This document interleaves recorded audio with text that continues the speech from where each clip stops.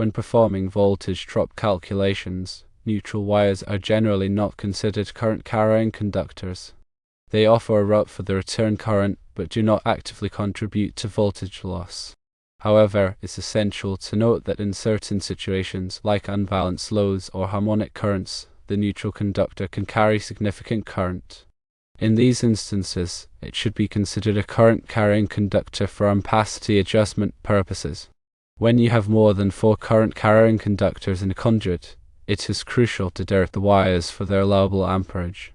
This is because bundling conductors reduces their ability to dissipate heat effectively, potentially leading to overheating and insulation damage. The National Electrical Code, or NEC, provides tables, specifically NEC Table 310.15 Cone, to guide you in determining the appropriate derating factors based on the number of current-carrying conductors in a raceway or cable. For example, if you have 4 to 6 current-carrying conductors, the ampacity of each conductor must be reduced to 80% of its original value. If you have 7 to 9 current-carrying conductors, the ampacity is reduced to 70%. These adjustments are vital to ensure the safety and longevity of your electrical system. Now let's consider a scenario with number 8 wire used in a 20 amp circuit that is only pulling 10 amps over a distance of approximately 240 feet. We want to determine how many number 8 wires, consisting of 3 hot legs and then neutral, can be placed in a 1-inch and a 1 and 1/4-inch electrical metallic tubing, or IMT conduit. To answer this, we need to consult Chapter 9, Table 4 of the NEC, which specifies the allowable conduit fill for various types and sizes of conductors. For a 1-inch EMT conduit, a maximum number of number 8 AWG conductors permitted is dependent on the conductor type and whether the conduit is new or is already in use. If you're using THHN or THWN-2 conductors, which are common for this type of application, you can typically fit up to 5 number 8 wires, comprising 3 hot wires, 1 neutral, and 1 ground. When it comes to a 1 and 1/4-inch EMT conduit, the fill capacity increases. Again, for THHN or THWN-2 conductors, you can generally accommodate up to 7 number 8 wires, which could consist of 3 hot wires, 1 neutral, and 3 ground wires. It is crucial to remember that these are general guidelines, and you should always consult the latest edition of the NEC and local electrical codes to ensure compliance. Additionally, be aware that certain types of conductors have larger insulation thicknesses, which can affect the allowable fill. In the context of voltage drop, the NEC provides guidelines for acceptable voltage drop limits. For branch circuits, the recommendation is typically a maximum voltage drop of 3% to the furthest outlet for power, heating, and lighting loads, or a maximum of 5% voltage drop for feeders plus branch circuits combined. In the case of general lighting and receptacle circuits, the 5% voltage drop is usually considered acceptable, as these types of loads are not generally highly sensitive to voltage fluctuations.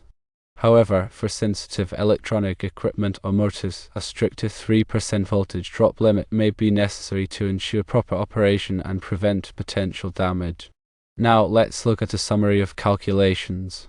Using the provided NEC table for voltage drop, we can determine that for a 10 amp load on number 8 wire over a 240 foot run, the voltage drop is approximately 3.2%.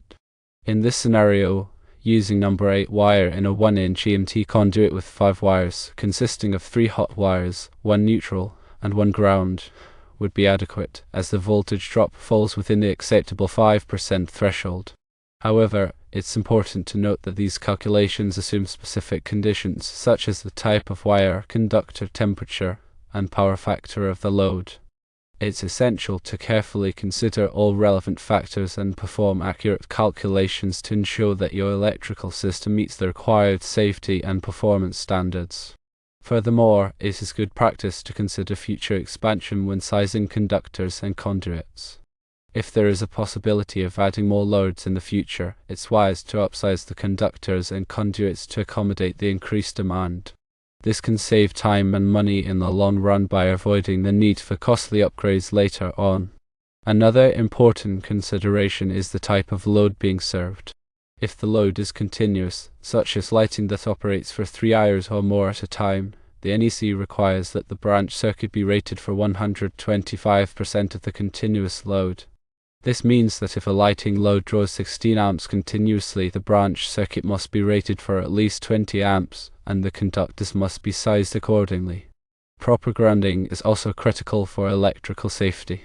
All electrical equipment must be properly grounded to provide a path for fault current to flow back to the source, tripping the circuit breaker or fuse and preventing electrical shock. The grounding conductor must be sized according to the NEC and properly connected to the grounding electrode system.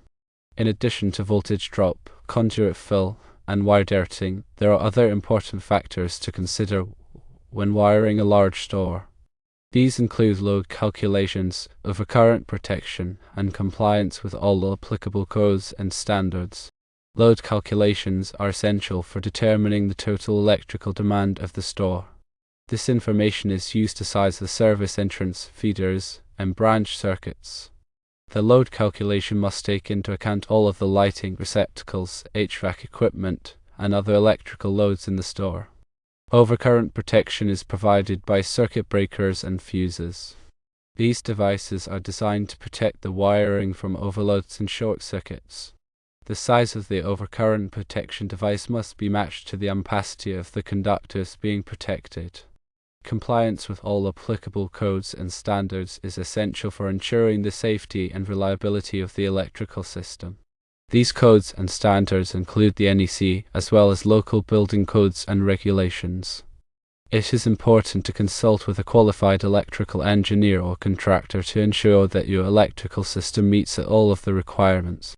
In summary, when wiring a large store with a 120/208 volt three-phase service, it is important to carefully consider voltage drop, conduit fill, wire derating, load calculations, overcurrent protection, and compliance with all applicable codes and standards.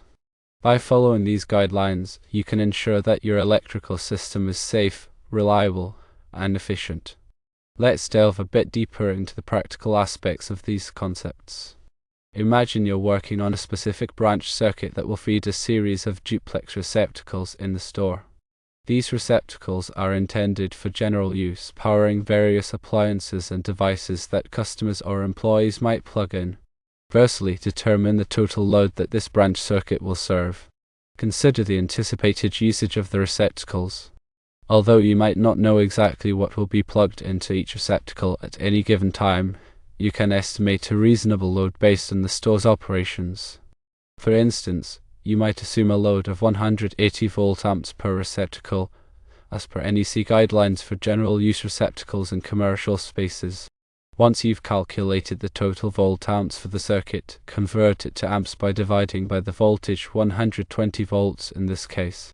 This will give you the total current that the circuit is expected to carry. Next, select the appropriate wire size for the circuit. Refer to NEC Table 310.16, which provides ampacity ratings for various wire sizes based on their insulation type and temperature rating. Choose a wire size that has an ampacity rating equal to or greater than the total current calculated earlier. Remember to apply any necessary derating factors if the circuit will have more than 3 current-carrying conductors and a raceway or cable, as per NEC Table 310.15 cone. Then select the appropriate size of conduit for the circuit. Refer to NEC Chapter 9, Table 4, which specifies the maximum number of conductors permitted in various sizes of conduit. Choose a conduit size that can accommodate the number of conductors required for the circuit, including the hot, neutral, and grounding conductors. Ensure that the conduit fill does not exceed the maximum allowed percentage, as this can lead to overheating and insulation damage. After that, calculate the voltage drop for the circuit. Use a voltage drop calculator or the formula provided in NEC Chapter 9, Informational Note Number 1 to determine the voltage drop for the circuit. This calculation will take into account the wire size, circuit length, and the amount of current flowing through the circuit. Ensure that the voltage drop does not exceed the maximum allowable limits specified in the NEC, which are typically 3% for branch circuits and 5% for feeders. Finally, install the circuit according to all applicable codes and standards. This includes properly terminating the conductors at the receptacles, circuit breaker, and grounding electrode system. Ensure that all connections are tight and secure, and that the wiring is protected from physical damage. Remember to test the circuit after installation to verify that it is working properly and that the voltage drop is within acceptable limits. Use a multimeter to measure the voltage at the furthest receptacle on the circuit while the circuit is under load. This will give you an accurate reading of the actual voltage drop. By following these steps, you can ensure that your branch circuit is properly designed and installed, and that it meets all of the requirements for safety, performance, and compliance. Let's consider a specific example to illustrate these concepts. Suppose you have a branch circuit that will serve 10 duplex receptacles in the store. Each receptacle is assumed to have a load of 180 volt amps as per NEC guidelines. The total volt amps for the circuit would be 10 receptacles multiplied by 180 volt amps per receptacle, which equals 1800 volt amps. To convert this to amps, divide by the voltage, which is 120 volts. This gives you a total current of 15 amps. Based on this current, you would select number 14 AWG copper wire with THHN insulation, which has an ampacity of 15 amps according to NEC table 310.16. However, since this is a continuous load, meaning it will operate for 3 hours or more at a time, you need to increase the branch circuit rating to 125% of the continuous load, as required by the NEC. This means that the branch circuit must be rated for at least 18.75 amps. Therefore, you would need to upsize the wire to number 12 AWG copper wire with THHN insulation, which has an ampacity of 20 amps. Next, you would select a 1/2 inch ENT conduit to enclose the wires. According to NEC Chapter 9, Table 4, a 1/2 inch EMT conduit can accommodate up to 4 number 12 AWG conductors. Since you need 3 conductors for the circuit, including the hot, neutral, and grounding conductors, a 1/2 inch conduit would be sufficient. However, if you anticipate adding more conductors in the future, it would be wise to upsize to a 3/4 inch conduit, which can accommodate up to 7 number 12 AWG conductors. To calculate the voltage drop for the circuit, you would need to know the length of the circuit. Suppose the furthest receptacle is 100 feet from the panel. Using a voltage drop calculator, you can input the wire size, circuit length, and current to determine the voltage drop.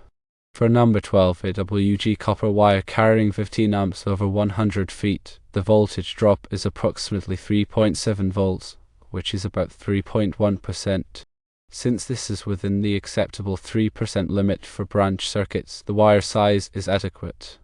However, if the voltage drop exceeded 3%, you would need to upsize the wire to reduce the voltage drop.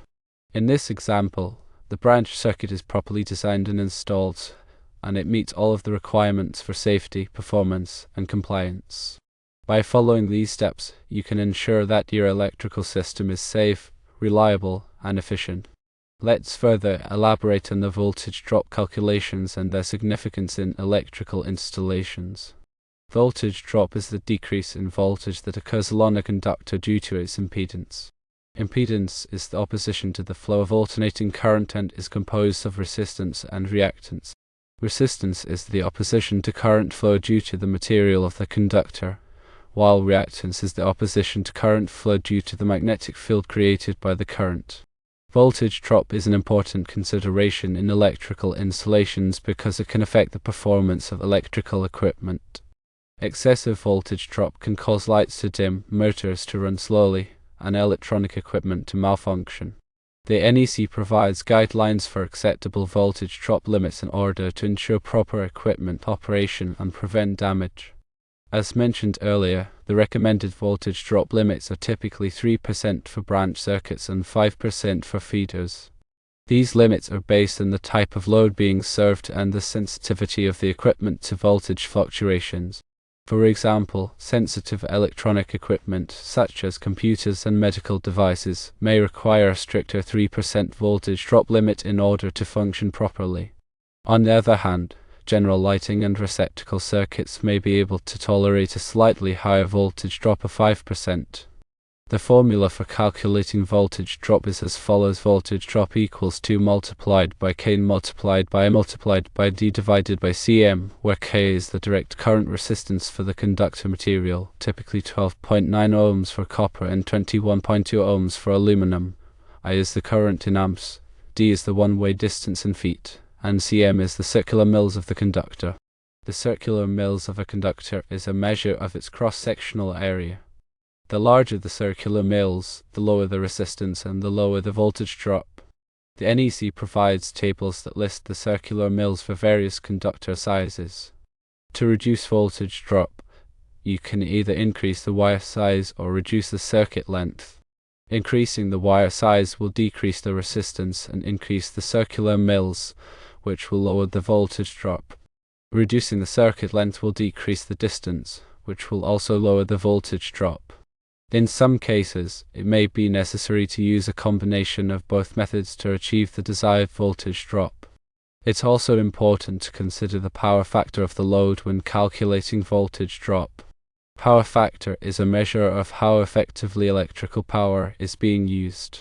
A power factor of 1.0 indicates that all of the power is being used to do work, while a power factor of less than 1.0 indicates that some of the power is being wasted.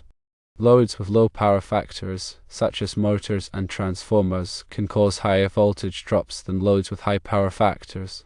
To correct for low power factor, you can install power factor correction capacitors.